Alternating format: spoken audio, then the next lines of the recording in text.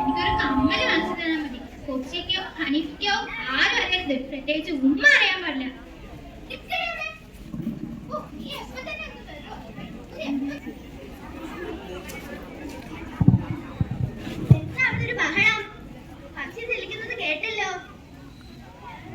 അതാണോ സഖാവ് മൂർഖൻ? പക്ഷെ അവരാണ് ഈ ഭൂമിയുടെ യഥാർത്ഥ അവകാശികൾ. തച്ചു കൊല്ലാൻ പെട്ടെന്ന് ആവും, പക്ഷെ അവർക്ക് ഉയിര് നൽകാൻ നമ്മളെ കൊണ്ട് പറ്റുമോ?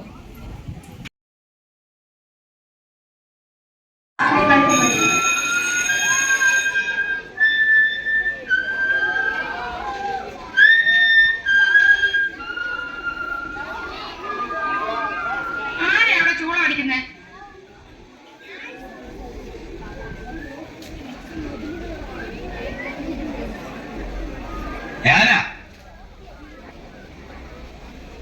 പേരെന്താ? ബഷീർ. എളിയ തോതിൽ ഒരു എഴുത്തുകാരനാണ്. 2.5 കൊല്ലം തടവ്. ഇപ്പൊ ഞാനിവിടെ തനിച്ച. കൂട്ടുകാരെല്ലാം പോയി. പേര് പറഞ്ഞില്ലല്ലോ. നാരായണി. സുന്ദരമായ പേര്. വയസ്സ് 22. സുന്ദരമായ വയസ്സ്. കഠിന തടവാണല്ലേ? അതെ, 14 കൊല്ലം. അപ്പോ കൊലക്കുറ്റമാണല്ലേ? വന്നിട്ട് ഒത്തിരി നാളായോ? 1 കൊല്ലമായി. ഓ, എന്തൊരു ജീവിതം. നാരായണി, നമ്മളേതാണ്ട് ഒരുമിച്ചാണ് ഈ ജയിലിൽ വന്നത്. എനിക്കൊരു റോസാച്ചെടി തരുമോ? നാരായണി എങ്ങനെ അറിഞ്ഞു ഇവിടെ റോസാച്ചെടി ഉണ്ടെന്ന്? ജയിലല്ലേ, എല്ലാവരും അറിയും. ഇവിടെ രഹസ്യങ്ങളൊന്നുമില്ല. തരുമോ? എന്താ മിണ്ടാതെ? നാരായണി, ഈ ഭുവനത്തിലുള്ള എല്ലാ പനിനീർ ചെടികളും ഞാൻ നാരായണിക്ക് തരും. ഒരെണ്ണം മതി. തരുമോ? ഓ, എന്തൊരു ചോദ്യമാണ് നാരായണി ഇത്. തരുവോ? നാരായണി, അവിടെ തന്നെ നിൽക്കണേ. ഞാൻ ഇപ്പം കൊണ്ടുവരാം. കേട്ടോ? കേട്ടോ. എന്തിനെ പടുക്കൂസുകളെ ഓടി മരത്തിൽ കയറുന്നത്? നാണമില്ലേ? ചുമ്മാ ഇവിടെ ഇറങ്ങി നടക്കണേ.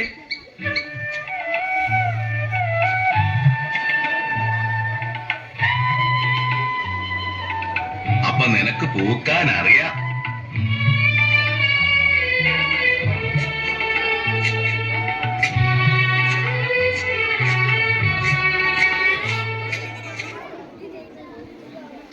നാരായണി, നാരായണി. എന്തോ? ഞാൻ വിളിച്ചപ്പോ എവിടെയായിരുന്നു? ഇവിടെ തന്നെ ഉണ്ടായിരുന്നു. എന്നിട്ട്? ഞാൻ മിണ്ടാതെ ഒളിച്ചു നിൽക്കുകയായിരുന്നു. കള്ളി. റോസാച്ചെടി കൊണ്ടുവന്നു. ബഷീറ്, ബഷീറ്, ബഷീറ്. ഓ, ദൈവത്തിനെ എത്ര സ്നേഹത്തോടെ വിളിച്ചിരുന്നെങ്കിൽ സ്നേഹത്തോടെ വിളിച്ചിരുന്നെങ്കിൽ എന്നാണ് പറഞ്ഞത്. സ്നേഹത്തോടെ വിളിച്ചിരുന്നെങ്കിൽ ദൈവം എന്റെ മുമ്പിൽ പ്രത്യക്ഷപ്പെടുമായിരുന്നു. ദൈവം ആരുടെ മുമ്പിലും പ്രത്യക്ഷപ്പെടുകയില്ല. ദൈവം നമ്മുടെ അടുത്തുണ്ട്. പ്രപഞ്ചങ്ങളായ എല്ലാ പ്രപഞ്ചങ്ങളുടെയും വെളിച്ചം, ചൈതന്യം.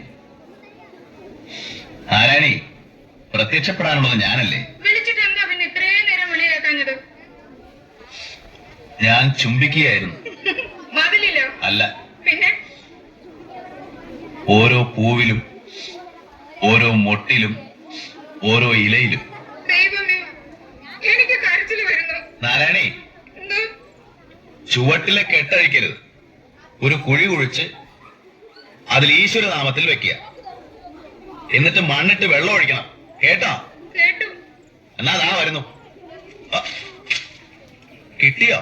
ദൈവമേ, കിട്ടി. കമ്പുകളിലെ കെട്ടഴിക്കണം. അഴിക്കാം. ഞാൻ പൂക്കളെല്ലാം നുള്ളിയെടുത്ത് വെക്കാൻ പോവുകയാ.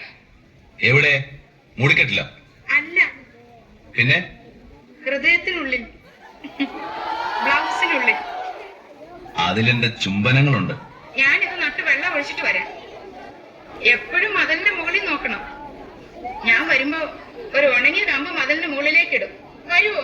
വരും. എന്റെ ദൈവമേ. എന്താ നാരായണി? എനിക്ക് കരയാൻ തോന്നുന്നു. കാരണം എന്ത്? അറിഞ്ഞുകൂടാ. നാരായണി പോയി നട്ടിട്ട് വരും. ഞാൻ ഉണക്കൊക്കെ വിടും. ഞാനത് നോക്കിയിരിക്കും. കണ്ടാ വരുമോ? വരും.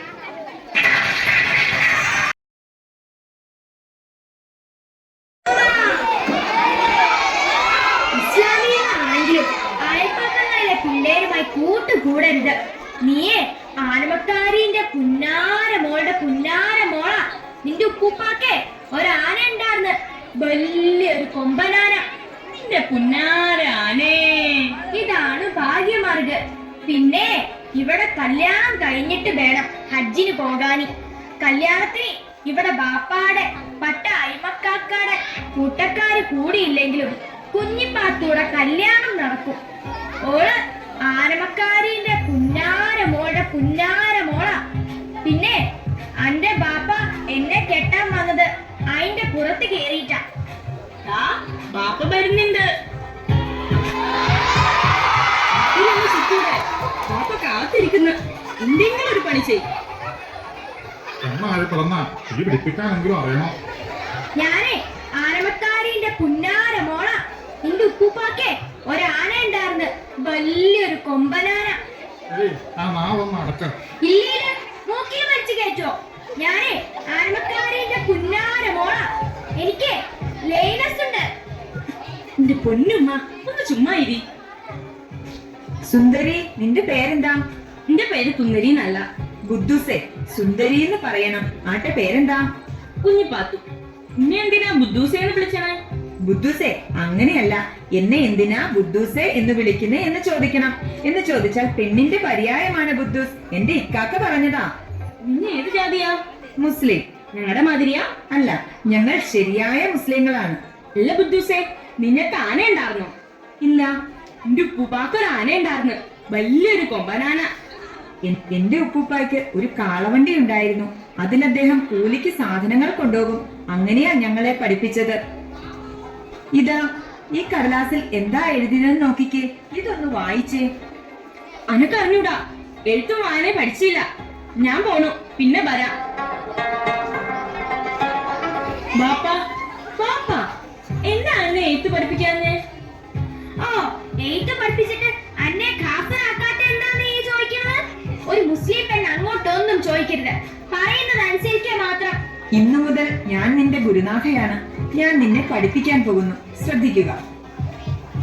വാ കൊണ്ട് തുടർന്ന വാക്ക് പറയൂ. ബുദ്ധൂസേ, വഴി എന്ന് പറയണം.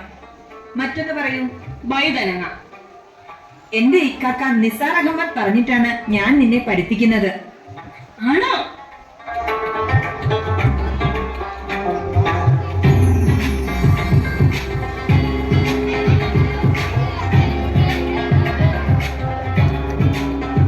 അന്ധവിശ്വാസം തഴച്ചു വളരുന്ന വളക്കൂറുള്ള മണ്ണാണ് നിരക്ഷരത. അത് സമൂഹത്തെ ഇരുട്ടിലാഴ്ത്തുന്നു. കുഞ്ഞിപ്പാത്തുമ്മ വിദ്യാഭ്യാസത്തിന്റെ വെളിച്ചത്തിലൂടെ നടന്നു നീങ്ങട്ടെ.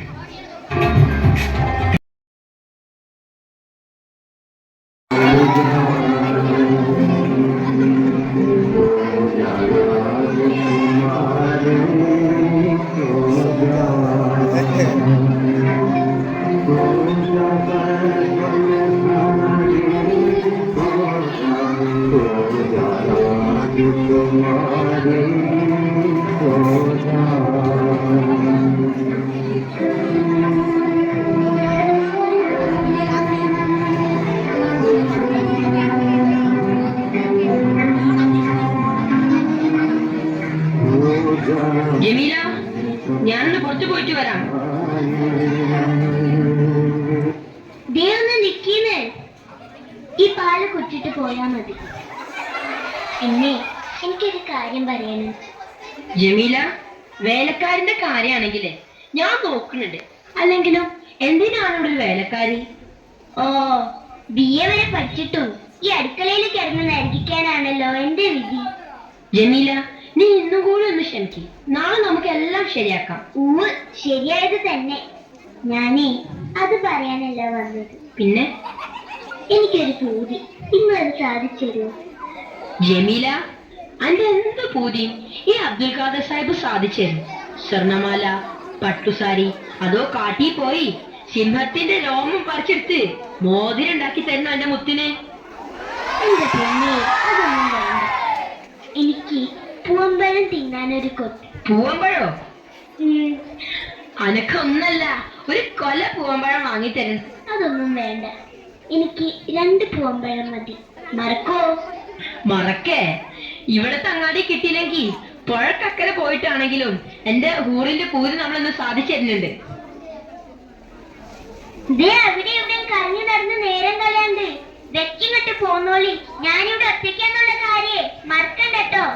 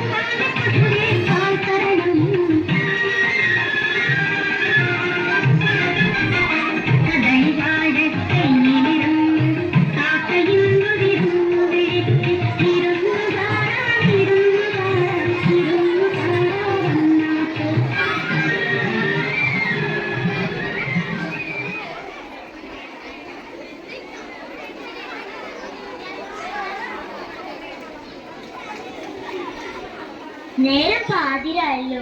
പുള്ളിക്കാരൻ്റെ അവിടെ പോയി കിടക്കാം. പകല് മുഴുവൻ ഓരോ ജോലിയാ. എന്നാൽ ഇത്തിരി നേരത്തെ തല ചായ്ക്കാന്ന് വെച്ചാലോ? റബ്ബേ, എന്റെ ഒരു തലയിൽ.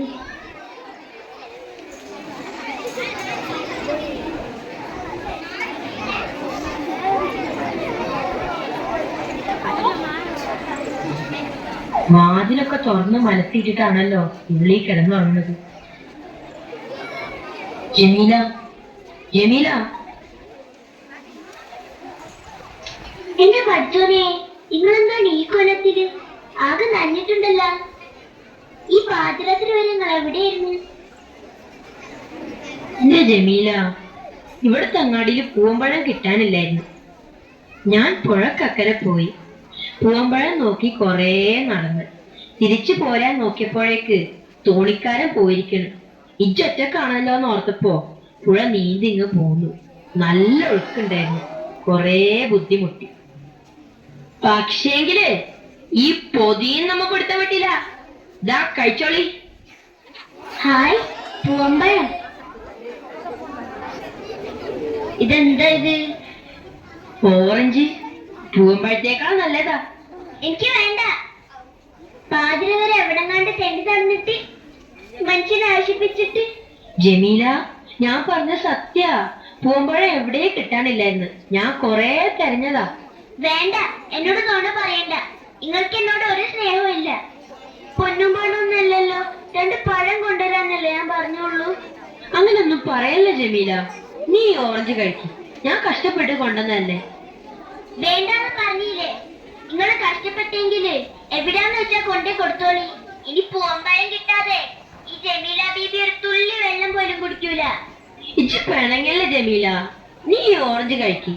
പൂവമ്പഴത്തേക്കാൾ ഇരട്ടി വിലയും ഇരട്ടി വിറ്റാമിനും ഉണ്ട് ഇതില്. തന്നെത്താനൊന്ന് കഴിച്ചാ മതി. ഞാൻ ഉറങ്ങാൻ പോണു.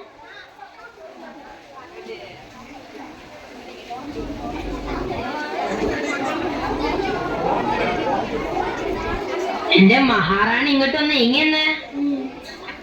ഇങ്ങോട്ട് നീങ്ങി നിക്കട്ടെ. നമുക്ക് അതെടുക്കടി. എടുക്കല്ലേ പറഞ്ഞത്? തിന്നടി, തിന്നടി.